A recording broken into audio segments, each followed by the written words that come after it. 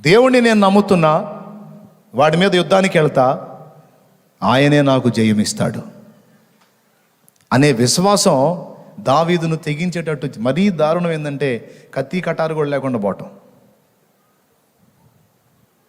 గొర్రెల్ని కాపాడుకోవడానికి జంతువులను దోలేటువంటి ఆ ఒడిసేళ్ళ తీసుకొని పోవటం మరీ దారుణం అన్నమాట. ఎంత విశ్వాసము, ఎంత తెగింపు అంటే, కత్తి లేదు కదా నాయన అంటే ఆయన చూసుకుంటాడు.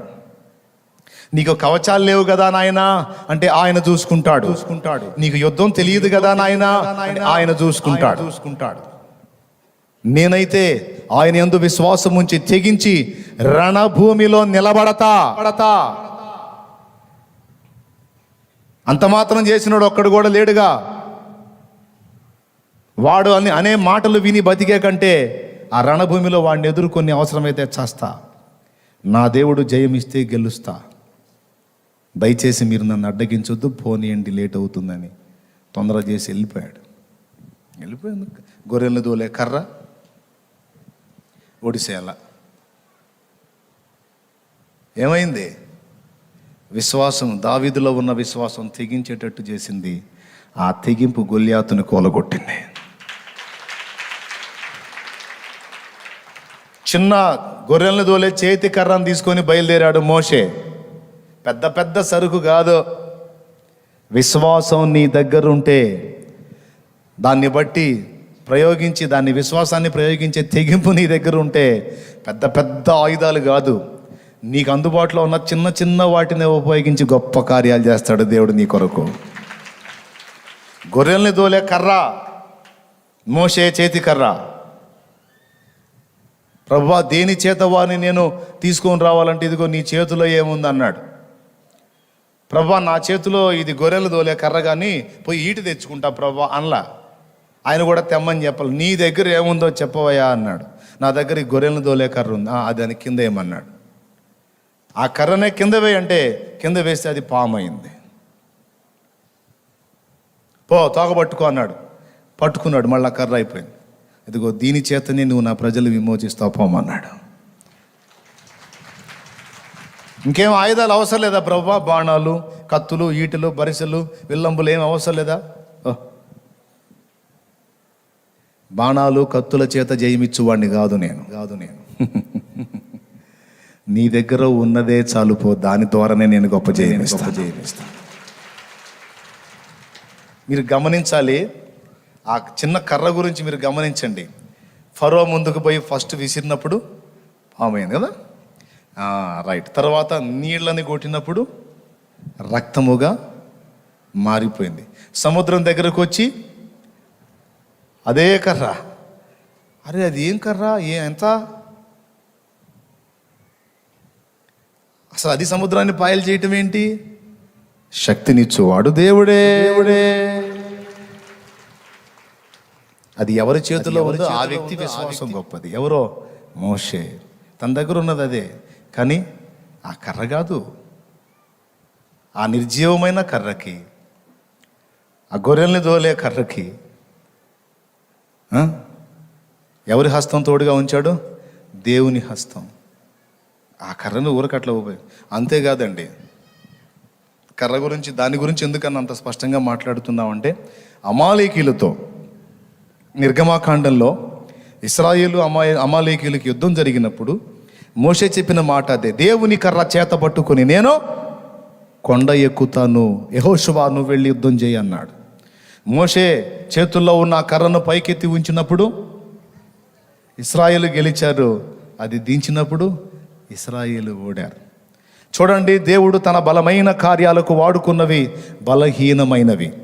ఈరోజు మనందరం బలహీనమే కావచ్చు, కానీ ఆయన యందు విశ్వాసం ఉంచి దేవుని కొరకు మనం తెగించగలిగితే మనల్ని చేతుల్లోకి తీసుకొని ఆ ఒడిసేలను వాడినట్టు, ఆ కర్రను వాడినట్టు మనల్ని వాడి గొప్ప కార్యాలు సాధిస్తాడు ఆయన. ఇది ఒట్టి మాట కాదో, నా లైఫ్లో నేను అనుభవించి చెబుతున్న మాట. ఆ విశ్వాసం, ఆ తెగింపు మన నుంచి ఆయన ఎదురు చూస్తున్నాడు. మీరు అది కనపరచగలిగితే తప్పక కార్యాలు చూడగలుగుతారు. Praise the Lord. హల్లెలూయా. ఈ విధంగా మనం గమనించగలిగితే దేవుణ్ణి విశ్వసించినటువంటి వాళ్ళు ఎలా స్పందిస్తారనేది ప్రారంభం నుంచి ముగింపు దాకా మనకి ఇట్టే అర్థమైపోతుంది. నీకు ఒక్కడే అయి ఉన్న కుమారుణ్ణి నాకు తీసుకొచ్చి, నువ్వు ప్రేమించే ఇస్సాకును తీసుకొచ్చి నేను నువ్వు చూపించే పర్వతం మీద బలిగా, దహన బలిగా అర్పించు అంటే ఎంత తెగింపండి. మనం తెగించగలమా? మరి అబ్రహాము దేవుని నమ్మెను, అది అతనికి నీతిగా ఎంచబడెను అంటే నమ్ముతున్నా అని ఒక మాట పలకటమా? ఒక మాట పలకటమా? నీ బిడ్డను తెచ్చి నాకు దహన బలిగా అర్పించమంటే తీసుకెళ్ళాడే, మనల్ని ఏం అడగల, నీ ఫ్యామిలీని తెచ్చి దహన బలిగా అర్పించని. చెడుతనాన్ని విడిచిపెట్టమని ఒక్క మాట చెప్పాడు. నేను దేవుని కోసం ఏమైనా చేస్తా, బిల్డప్ ఇయటానికి మాట్లాడతారు కొంతమంది. దేవుడు నవ్వి అంటాడు, ఏడిసేవలే ముఖమాను, ఏమైనా చేయొద్దులే కానీ నేను చేయొద్దు అన్నయ్య మానుకో అంటాడు. అది కొంచెం కష్టం కానీ ప్రభువా నీకోసం ఏమైనా చేస్తా అంటే పెద్ద హాస్యం అది. మానమన్నయ్య మానవు, చేయమన్నవి చేయవు, కానీ నీ కొరకు ఏమైనా చేస్తా. ఏం చేస్తావు నీ తలకాయ అంటాడు. మొత్తం గమనించండి మీరు. దివిటీలో కుండలు తీసుకొని గిద్యోను జయం పొంది వచ్చాడు. ఇక్కడ విశ్వాసం, తెగింపు అంతే. Okay, right. మొట్టమొదట చెప్తున్నాను, యేసు ప్రభును నమ్మి ఆయన మార్గంలో నడవాలి అంటే ఫస్ట్ ఏం కావాలని చెప్తున్నా? విశ్వాసం ఎలా వెల్లడైద్ది? తెగింపు ద్వారా. కాబట్టి అందుకే చెప్తున్నా, దమ్ము కావాలి. చెప్పండి అందరూ, ఏం కావాలి? యేసయ్యను నమ్మి ఆయన కొరకు నిలబడాలంటే ముందు ఏం కావాలి? దమ్ము. దమ్ము లేనోడు సర్దుకుంటాడు, దమ్మున్నోడు ఊరికైనా అడ్డం తిరుగుతాడు. యేసును వదలడు.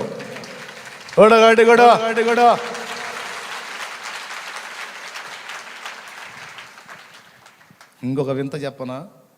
అవసరమైతే ఆయనే కొంతమందిని రేపి పంపిస్తాడు. అసలు నీ రంగు తేలుద్దామని, నీ నిజాయితీ, నీ నమ్మకత్వం, నీ కృతజ్ఞత ఏందో తేలుద్దామని నీ వాళ్లే నీకు రివర్స్ అయ్యేటట్టు,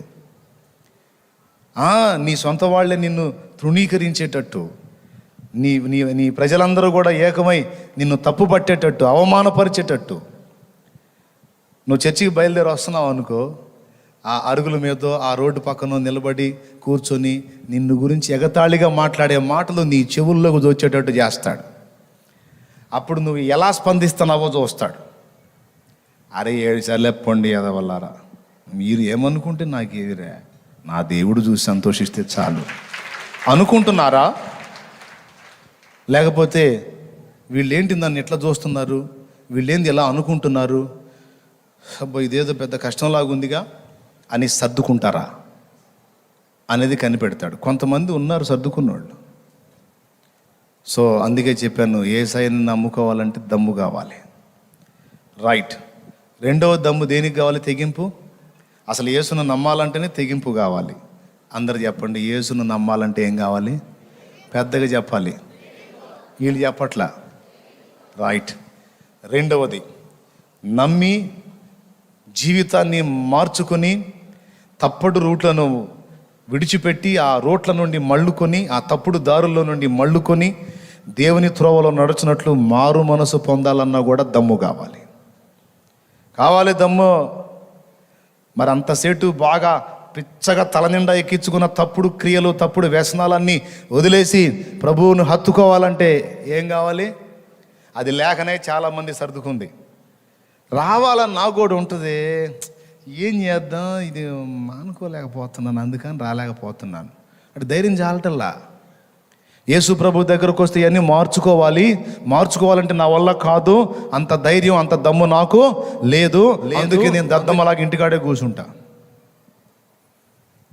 మనం చెప్పేది ఏంటంటే నువ్వు మార్చుకోవటం కాదు, నువ్వు రా బాబు, ఆయనే నీకు ఆ బలం ఇస్తాడని మనం చెబుతాం.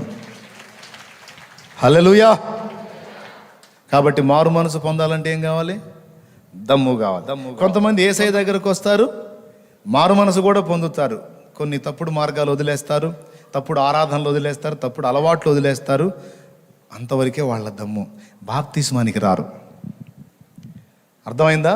దేనికి రారు? బాప్తిస్మానికి రారు. బలాత్కారులే పరలోక రాజ్యమును ఆక్రమించుకొనుచున్నారన్నాడు యేసయ్య. ఎందుకు రారో తెలుసా? బాప్తిస్మానికి పొరపాటున బాప్తిస్మం పొందితే తర్వాత మళ్ళా నేను ఏదన్నా చేయాల్సి వస్తే, ఇప్పుడు ఓకే ఏం చేయట్లా, తర్వాత అవసరత వస్తే మళ్ళీ మనకి ఇబ్బంది అయిపోద్ది. ఎందుకు వచ్చిన గొడవ? ఏదో చర్చికి వస్తున్నాం, ఆ తప్పుడు జీవితం మార్చుకున్నాం, అంతవరకు చాలు. దేవుడు పండగ చేసుకుంటాడు. ఓరు చెప్పారు పండగ చేసుకుంటాడని. ఖచ్చితంగా రక్షణ బాప్తిస్మం పొందాలి. ఎక్కడ కూడా పరిశీలిస్తాడు. దమ్ము చేస్తున్నాడా లేదా, తెగిస్తున్నాడా లేదా. తర్వాత దేవుని పిలుపొందుకొని దేవుని కొరకు త్యాగం చేయాల్సి వస్తే కూడా ఆ తెగింపే చూస్తాడు దేవుడు. హల్లెలూయా.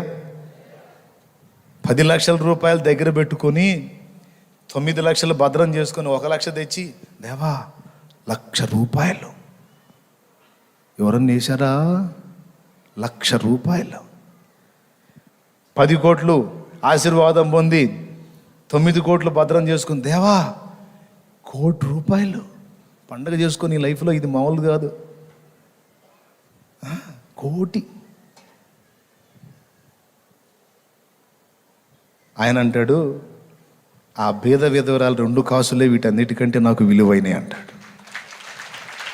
ఎందుకో తెలుసా? వీళ్ళందరికీ 10 ఉంటే 1 ఇవ్వటానికి తెగించారు, కానీ ఆమెకున్నదంతా నా కొరకు ఇవ్వటానికి తెగించింది. అది గొప్పదన్నాడు. ఆ తెగింపు గొప్పదన్నాడు. 10 ఉంటే 9 భద్రం చేసుకొని 1 తీసుకొచ్చి ఇచ్చింది పెద్ద మూట అని సంబరం చేయబోయారు. ఆమెకున్నదే 2 కాసులు, ఆమెకున్న 2 నాకేసేస్తే ఇక ఏమీ లేదు. అయినా సరే నా కోసం అలాగ ధారపోయటానికి ఇష్టపడింది కనుక ఆమె ఇచ్చింది 2 కాసులైనా అవి నాకు చాలా విలువైనవి అన్నాడు యేసయ్య. హల్లెలూయా. నేను చాలా క్లియర్గా తెలుసుకున్న సత్యం ఒకటి చెప్తా.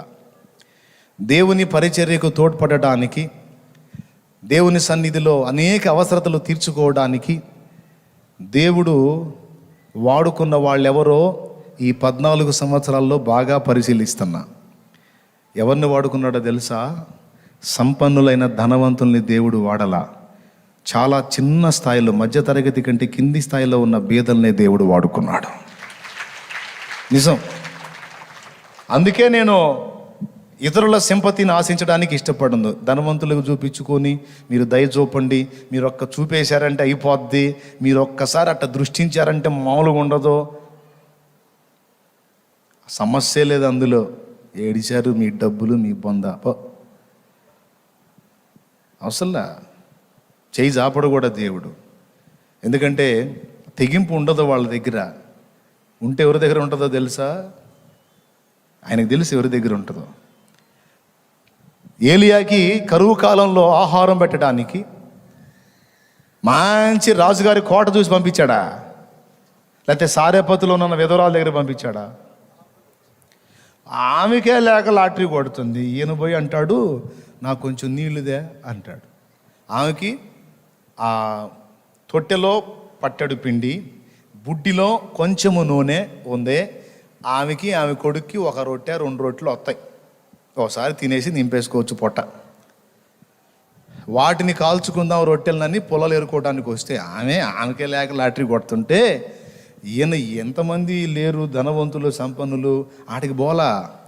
దేవుడు చెప్పాడు, నువ్వు ఆమె దగ్గరికి పోని.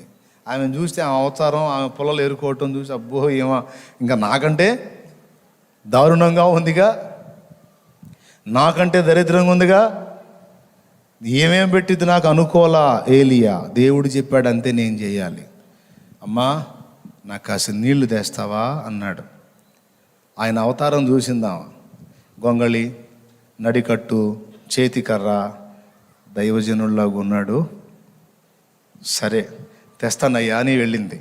కొంచెం అలా 2 అడుగులు వేయగానే, అమ్మా ఆకలిగా ఉంది, అలసటగా ఉంది, ఆ చేత్తోనే ఒక అప్పం ఉంటే తీసుకొచ్చి నాకు ఇయ్యమ్మా అన్నాడు. ఈ చిత్రం చూడండి. మనకు సమృద్ధి ఉన్నప్పుడు కాదు, మనకే లేక ఇబ్బంది పడుతుంటే అప్పుడే పంపిస్తాడు ఆయన. దేవునికి స్తోత్రం కలుగును గాక. మనకు సమృద్ధి ఉన్నప్పుడు కాదు, మనకే లేక ఇబ్బందులు పడుతుంటే మనల్ని అడిగే వాళ్ళని పంపిస్తాడు. ఎంతో హాస్యం కదా అది. అందులో దైవజనుడిని పంపించాడు. ఇప్పుడు ఏంది ఆమె పరిస్థితి? ఆమె చెప్పింది, ఉన్నది ఉన్నట్టు చెప్పింది. కొక్కరెచ్చలా పిచ్చి మాటలు మాట్లాడలా, నాకే లేదు అనలా. ఓయారంగా, అయ్యా నేను నా బిడ్డ తినడానికి తొట్టెలో పట్టెడు పిండి, పట్టెడు అంటే ఇది, పట్టెడు పిండి, బుడ్డిలో కొంచెము నూనె తప్ప ఇంకా ఏమీ లేదు. చావకు మునుపు నేను నా బిడ్డ అవి తినాలని పుల్లలేరుకోవటానికి వచ్చాను అంటే, అందులోనే నా కొరకు ఒక చిన్న అప్పం తీసుకొని రా అన్నాడు. ఏమండి, ఈ మ్యాటర్ అంతా చెప్పకుండా ఆ ఒక్క మాట లేదండి అనేస్తే అయిపోను, ఇంత మ్యాటర్ ఎందుకు. కానీ ఆమె మ్యాటర్ వివరించి చెప్పింది, ఉన్న స్థితి ఇది అని. అప్పుడు ఆయన ఏమన్నాడు తెలుసా? అందులోనే ఒక చిన్న అప్పం తీసుకొని రా అంటాడు. అరే చూడు ఎంత దారుణం. ఆ కర్మ ఎందుకు? శుభ్రంగా మంచి ధనవంతుల దగ్గరికి వెళ్ళిపోతే, అసలు ఏలియా గారు వచ్చాడా, మా బాబోయ్ బాయ్ ఏసీ గది, రే ఏసీ గది అనా 5 స్టార్లో ఉంది, సూపరో, అంతా మొత్తం మామూలుగా ఉండదో, వెళ్ళిపోండి ఎక్కించి కూర్చోబెట్టి వాళ్ళు మీద పోయి ఆమెకే లేఖలాడుతుంటే ఆమె దగ్గరికి పోతాడు ఈయన. ఎందుకు అట్లా చేస్తాడు దేవుడు? ఎందుకు అట్లా చేస్తాడండి చెబుతా. ఆల్రెడీ ధనవంతుడైన వాని దగ్గరికి ఏలియాను పంపిస్తే, ఆల్రెడీ సంపన్నుడు వాడికే మళ్ళా దీవెనంతా వస్తుంది, అవునా? అందుకని ఏమీ లేని బీదరాల దగ్గరికి పంపించాడు. ఒకవేళ ఆమె ఆ దేవుణ్ణి బట్టి దైవజనునికి తెగిస్తే కరువు కాలం అంతా ఆమెను ఆశీర్వదించాలన్నది ఆయన ప్లాన్. గట్టిగా కొడితే లేకపోతే కూర్చోమౌనంగా. అనుమానాలు వద్దు, ఎందులో వద్దు. స్తోత్రం చెప్పండి గట్టిగా, గట్టిగా. ఎవరిని దీవించాలి? ఆల్రెడీ ధనవంతుడైన వాని దగ్గర పంపిస్తే దీవెన డబుల్ అయింది వానికి. బీదరాల దగ్గరికి వెళ్తే ఆమె కడుపు నింపబట్టమే కాదు, దైవజనుడికి ఇచ్చినందుకు గాను ఆ ఆశీర్వాదం, అయిపోని ఆశీర్వాదం, తరిగిపోని దీవెన.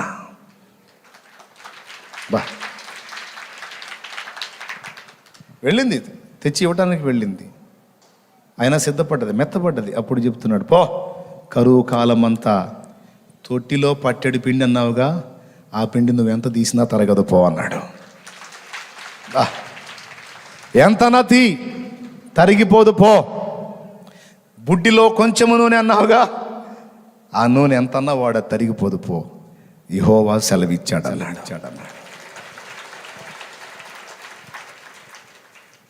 ఆయన మావులోడా అన్న, తొట్టిలోంచి పిండి ఎట్ట వచ్చిద్ది అన్న అంటే, తొట్టే అవసరమైతే ఉత్పత్తి చేసిద్ది.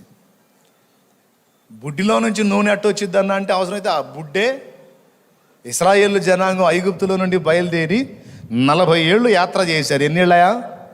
40 ఏళ్ళు యాత్ర చేశారు. బయలుదేరినప్పుడు పిల్లోళ్ళు అక్కడికి చేరేటప్పటికి 40 ఏళ్ళు ఓళ్ళు అయిపోయారు. ఒకవేళ బయలుదేరేటప్పుడు 5 ఏళ్ల పిల్లోడు ఆడకు పోయేసరికి 45 ఏళ్ళోడు అయ్యాడు. విచిత్రం ఏంటంటే, వాళ్ళకి మధ్యలో బట్టల షాపులు ఏం లేవు, చెప్పులు కొనుక్కోవడానికి చెప్పుల షాపులు లేవు. మరి ఇప్పుడు చెప్పులు ఎట్లా వచ్చినాయి, బట్టలు ఎట్లా వచ్చినాయి, ఎట్లా చేశాడు? ఆహారం అంటే ఆకాశం నుండి కురిపించాడు. రాత్రి వేళ చీకటిగా ఉందంటే అగ్నిస్తంభమై వెలిగించాడు. పగల ఎండ దెబ్బ తగలకుండా మేఘస్తంభమై నీడనిచ్చాడు. మరి చెప్పులు బట్టలు ఆశ్చర్యం చెప్పనా? వాళ్ళు అన్ని మైళ్ళు నడిచినా ఆ చెప్పులు అరిగిపోవటల్లా. వాళ్ళు నడుస్తూనే ఉన్నా చెప్పులు అరిగిపోవటల్లా. ఒకవేళ అరిగిపోయింది అనుకో, మరుసటి రోజుకి మళ్ళీ అరిగిపోయిందంతా ఉత్పత్తి అయిపోతుంది. ఇక బట్టల విషయంలోకి వచ్చేటప్పటికి 5 ఏళ్ళోడు 5 ఏళ్ల వయసులో ఉన్నప్పుడు డ్రెస్ వేసుకున్నాడు చూడండి, వాడు పెరుగుతూ 45 ఏళ్ళు అయ్యాడు కదా, వాడితో పాటు వాడి బట్టలు కూడా పెరిగినాయి. అసలు ఎట్ట జరిగింది అది ఊహించడానికి కూడా కష్టంగా ఉంది, ఊరుకున్నాడు చెప్పకన్నా అంటారా? మరి సముద్రం 2 పాయలు ఎట్టయింది చెప్పండి. బండ నుంచి నీళ్ళు ఎట్టొచ్చినాయి చెప్పండి. చెప్తారా? చేదు నీళ్ళు మధురమైన నీళ్లుగా ఎలా మారిపోయినాయి? మారా నీళ్ళు చెప్పండి. ఆకాశం నుండి వాళ్ళకి ఆహారం ఎలా కురిసింది చెప్పండి. ఇన్ని అద్భుతాలు చేసినప్పుడు అవి చేయలేడా? వారి వస్త్రములు పాత గిలలేదు, వారి పాదముల చెప్పు అరిగిపోలేదు అన్నాడు. వస్త్రం పాత గిలలేదంటే బయలుదేరేటప్పుడు పండగ చేసుకొని బయలుదేరారు కదా, ఐగుప్తుల్ని దోచుకొని వెండి బంగారం తీసుకొని మంచి డ్రెస్సులు వేసుకొని విడుదల వచ్చిందో హో అనుకుంటూ బయలుదేరారు కదా, తళతళలాడతా కళకళలాడతా. ఆ వస్త్రాలు అలానే ఉన్నాయంట. పిల్లలు పెరిగితే పిల్లలతో పాటు ఆ బట్టలు అలానే పెరిగినాయి, వాటి వన్య తగ్గల, వాటి నాణ్యత తగ్గల, అవి అంతే ఉన్నాయి. ఆయనకి అసాధ్యమైంది ఏముంది? ఒక బస్తా రైస్ ఉంది, అందులో నువ్వు తింటూ 10 మందికి దేవుని సంబంధమైన బిడ్డలకు నువ్వు అందులో పెట్టగలిగితే ఆ బస్తా అలానే అయిపోతుందే అని అయిపోక మునిపే, అది అడుగంటక మునిపే ఇంకో బస్తా వచ్చి ఉంటుంది అక్కడ. దేవునికి స్తోత్రం కలుగును. అన్న నేను నా లైఫ్లో చాలాసార్లు అనుభవించాను. ఇట్లా అన్నాడు, చేతులు ఎత్తండి. చాలాసార్లు అనుభవించాను అన్న నా జీవితంలో. నా లైఫ్లో అయితే ఇదిగో నేను కూడా చేయెత్తుతా. మస్తు తరిగిపోని దీవెన, అయిపోని ఆశీర్వాదం. దేవునికి మహిమ.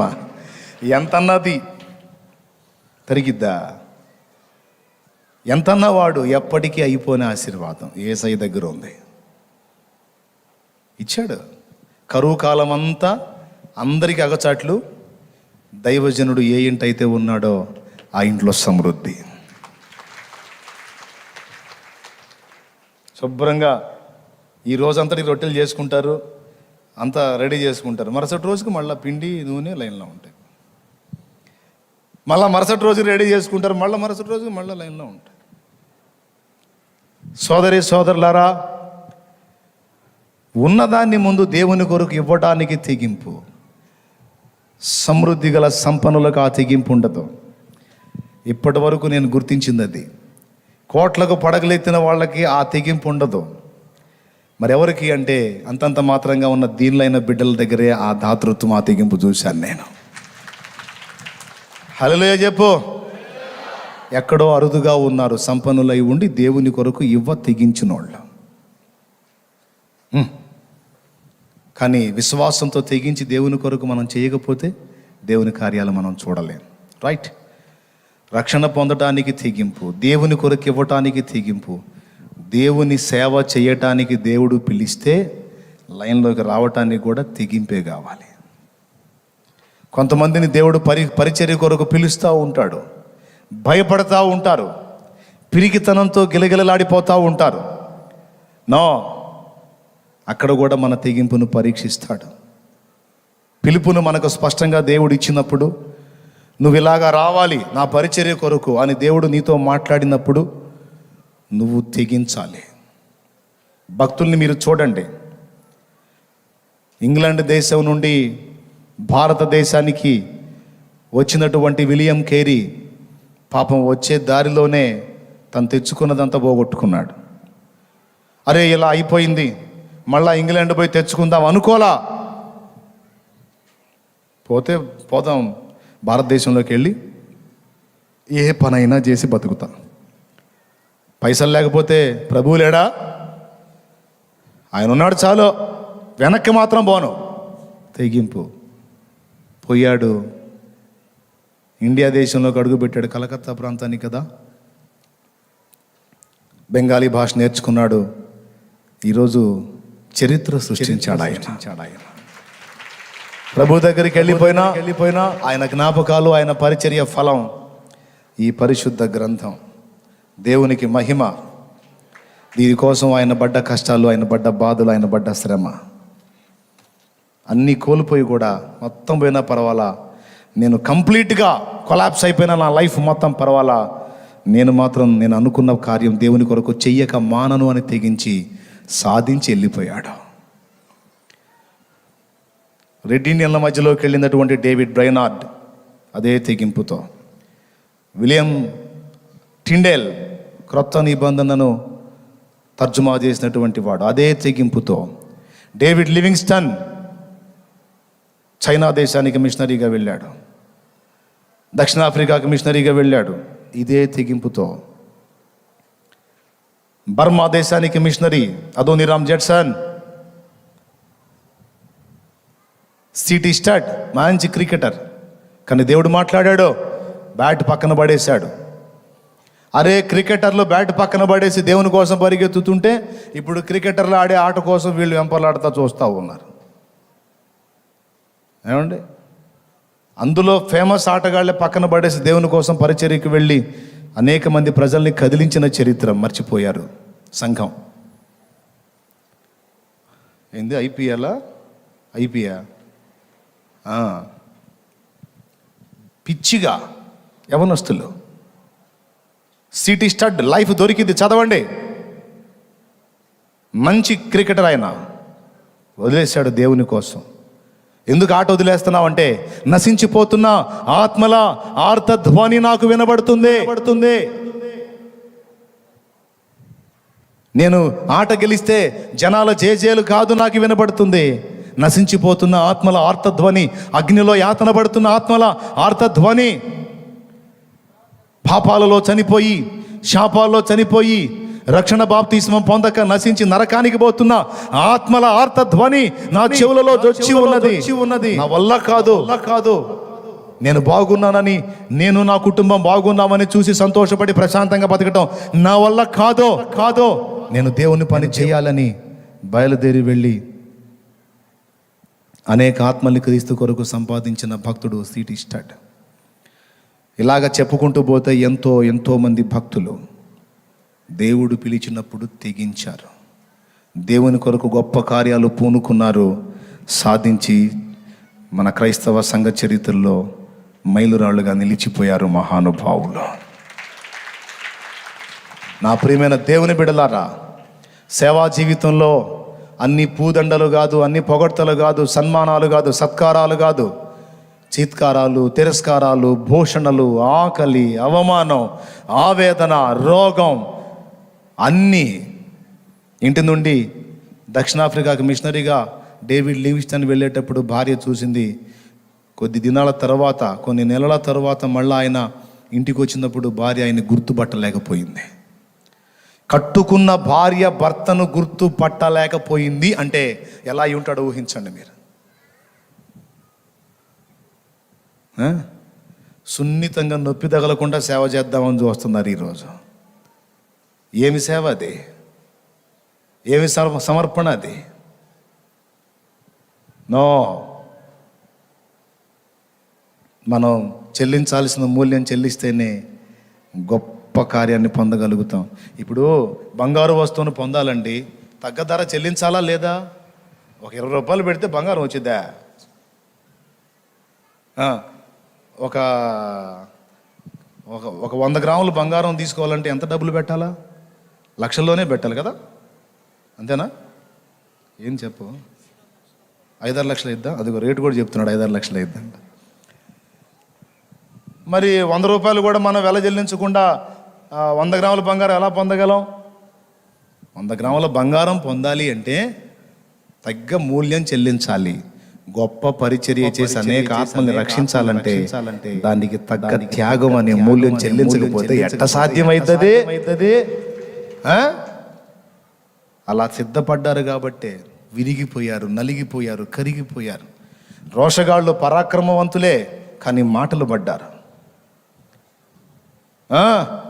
కంటికి కన్ను పంటికి బల్లు అనేటువంటి బలవంతులే, కానీ కొడితే తన్నులు తిన్నారు, పళ్ళు రాలగొట్టించుకున్నారు, కన్ను పోగొట్టుకున్నారు, చిత్రవధగా కొట్టబడ్డారు, ఊహించుకున్నారు, సొంత వారిని కోల్పోయారు, చిత్రవధ చేయబడ్డారు. అయినా దేవుని కొరకు తెగించి అడుగు ముందుకేసాం.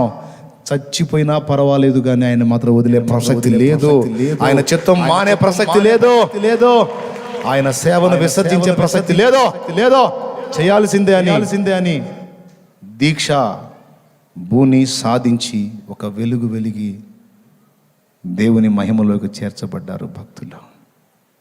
ప్రిలారా, విశ్వాసం ఉంచాను అని మాటలు చెప్పటం కాదు. నువ్వు విశ్వాసం ఉంచితే ఆ తెగింపు ఉండాలి. దేవునికి నచ్చలేదు ఈ కార్యం, దేవుడు ఇష్టపడట్లేదు ఈ కార్యం, నాకు వద్దు, వదిలేస్తాను, నేను తెగిస్తాను, ఆయనే చూసుకుంటాను నన్ను. ఏదైనా సరే నువ్వు విశ్వాసివైతే, నిజంగా దేవుని విశ్వసించిన వ్యక్తివైతే, దేవుని కొరకు ఇప్పుడు నేను చెప్పిన విషయాలన్నిటికీ తెగిస్తావు. ఆ తెగింపు నీలో రాకుండా పిరికి పందలాగా తర్జనా భర్జనలో ఉంటే నువ్వు అసలు విశ్వాసవో కాదో పరీక్షించి చూసుకో.